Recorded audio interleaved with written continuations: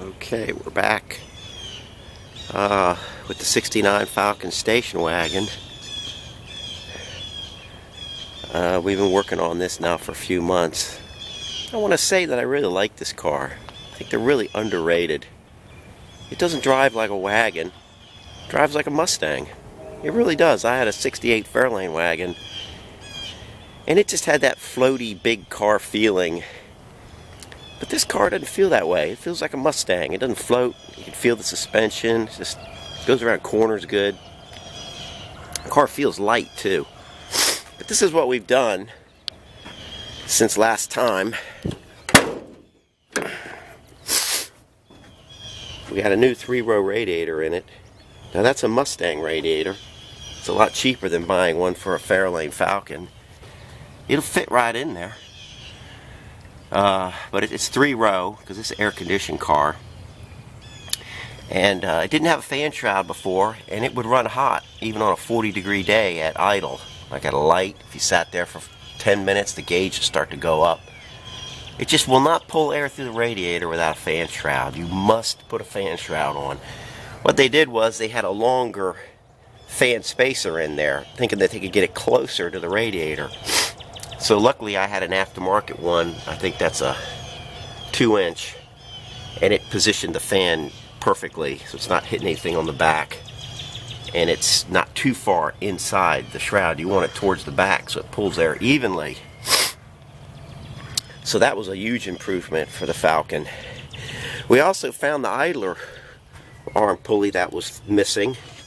This pulley right here is the one that tightens up this pulley right here. And so there was no belt on it because you couldn't put a belt on without that. But I found that looking for parts for another project and got a belt on it. And the clutch was locked up because I think it had the clutch for the AC because it hadn't been used in so long.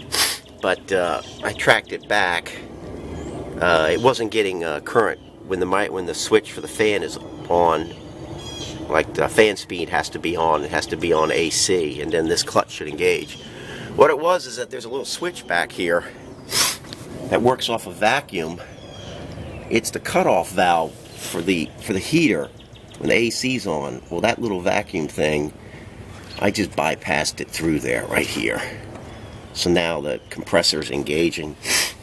And I abandoned all this because I didn't want to take the heater box out of this car because the heater core was leaking. So what I did was I routed my own lines, another set of heater coolant lines, and put a cutoff valve on it and brought it in over here.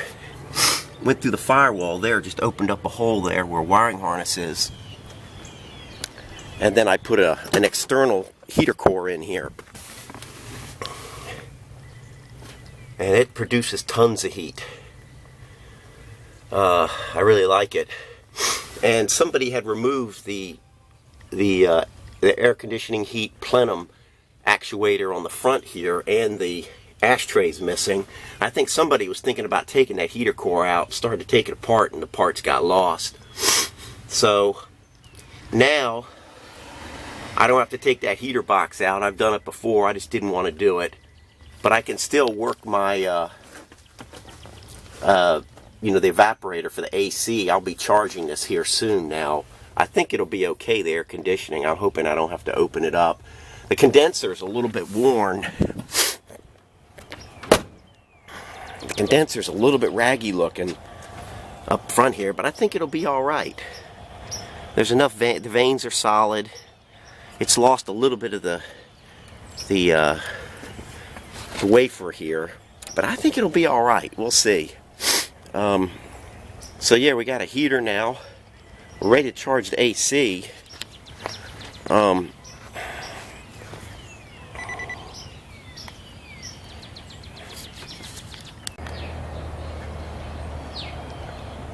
Okay, we had a little pause there. Where was I? So yeah, the AC I'm hoping will work. The compressor seems to be okay. I don't think I need to add any refrigerant. I mean, any oil, refrigerant oil. I'm going to put R12 in this, and hopefully The expansion valve isn't clogged or anything. The lines all look good. I don't see any prior leaks. I just think it just, usually they leak on the front seal of the compressor. They'll have a slight leak there. It probably leaked out of there way long time ago. We had a problem with the freeze plug. One of them was seeping, and we put a new one in yesterday. That was a real job. I don't understand why people recommend that you use these shallow 1.5s for these. It's like a coin. I can't get those things in there ever. So I always use the deeper ones, these brass ones. And after 1, 2, 3, 4 failures, I did try to use the thin one once, and I don't like them. I don't see how people use those. I did finally got a deep one in, nice and good. So we're good there. I also put in an oil pressure setting unit. It was leaking oil. And I think that's the original assembly line one. And the light didn't work. Now the light works. I was really happy about that. And I noticed that when you turn the key on, the light goes off quickly. So the oil pressure in this car is good. When I was messing around with the motor before, I did check the timing chain on it, because I would have put a new chain in it if it was loose, and it was tight. So that was really made me happy. And I also put a new fuel line hose in there from the short metal hose line to the fuel pump. It had a crack in it. You don't want to. That will leave you on the road faster than anything in the world.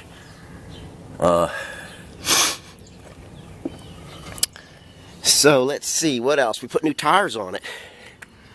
Boy, what a huge improvement that made. The car had a shimmy at 60 miles an hour. I made it just shake, rattle and roll. Shake, rattle and roll. And it was because the tires had a flat spot on them, I think, from sitting. So we put one size bigger. These are 205 75 14s, which is really more in line with the size tire this car should have. We also put a heater for the choke. You have to have that. That choke won't open up properly. Brings up heat from the exhaust manifold. I think that's everything with the hood that we've been messing with. And as I told you before, we put a radio in it. Put a nice AM/FM radio in it that I liked so much.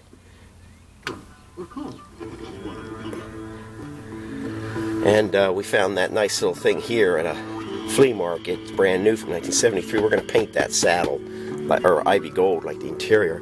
We put a wrap on the steering wheel. I don't know.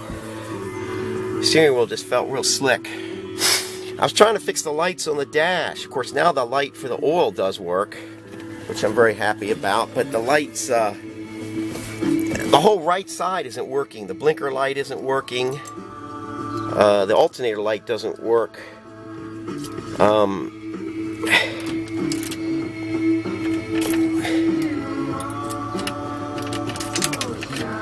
See, there's your oil light. See how fast that goes out?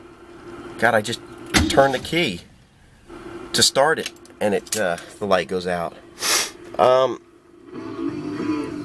What else? We're still trying to get the courage up to do the headliner. We did get the keys straightened out. Somebody changed ignition on this, and I didn't have a key for the doors, so I took a cylinder out, took it to a locksmith, and he made me a key. So this is the ignition, this is the doors and the tailgate window. So I had my fingers crossed when I brought this key back, and I did a little bit of playing, and I did get the window finally down. Isn't that nice? It's a little slow going down. It's fast going up. That's because there's a spring in there. But what I did was, I sort of help it usually down.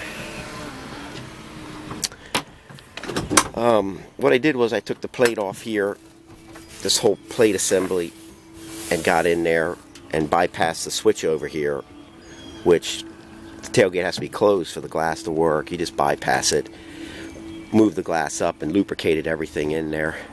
So the window, I'm a little discouraged, and now it's going down so slow. It seems to be getting slower. God, I hope I don't have problems with that. And I did put some carpet back here. Just glued it down. Contact cement. And got a spare in it from one of the original tires that were on it and put all the jack stuff in there.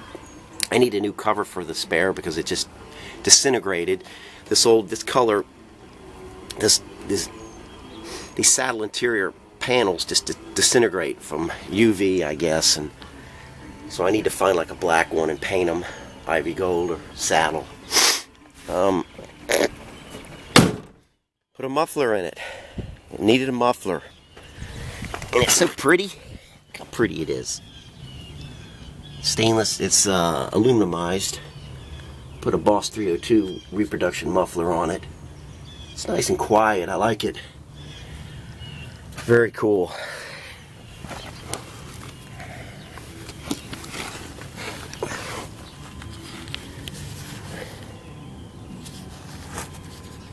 Yeah, it's clamped on the front, welded on the back.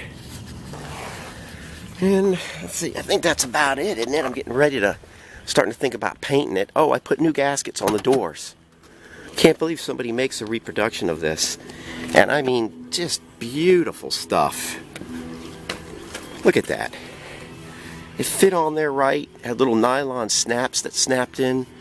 There's one right there peeking out. I put a little bit of contact cement in a few spots. But what a huge difference that made. This thing was so... The gaskets were so bad on this car. This is a Florida car, and it's... Those hot climates are rough on gaskets like this, and headliners, they're rough on. Even the rubber outside is rough. Like this back window here. Look, it's all cracked up. And all this, I have to figure out a way to fix that so it looks... I'm not sure how I'm going to fix that. And I put new little grommets on the doors here, the little plastic. I got them on eBay, and then cleaned up the original lock there. Isn't that pretty? So they don't rattle anymore now. The next project, I got to figure out a way to fix this shifter. It's so loose and sloppy because the pin there that holds the shifter on there is rounded out like an egg shape, so it makes all this real sloppy. But yeah, I love my heater, and I got to figure out a way to vent the AC now, which I'll cut this off in the summer, the heater core, and the air will come through here, and I'll have to figure out some way to get it up into these registers, these two. Oh, there is something wrong with the vacuum thing of this.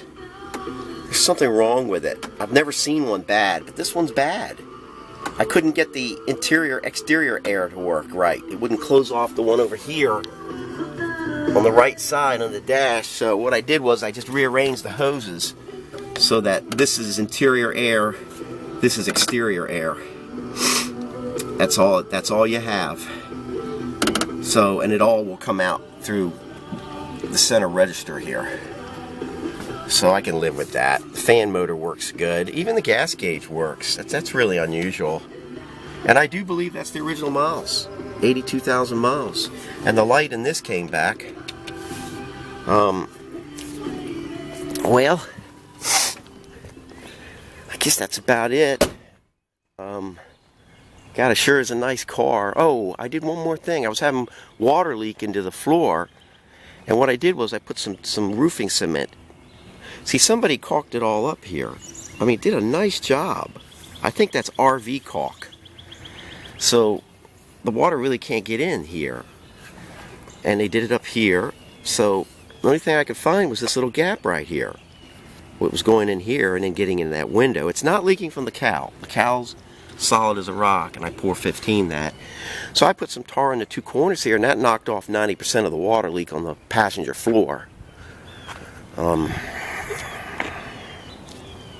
There's that one. I think maybe I gotta seal it up, maybe like right over here a little bit. Maybe a little bit's getting in there.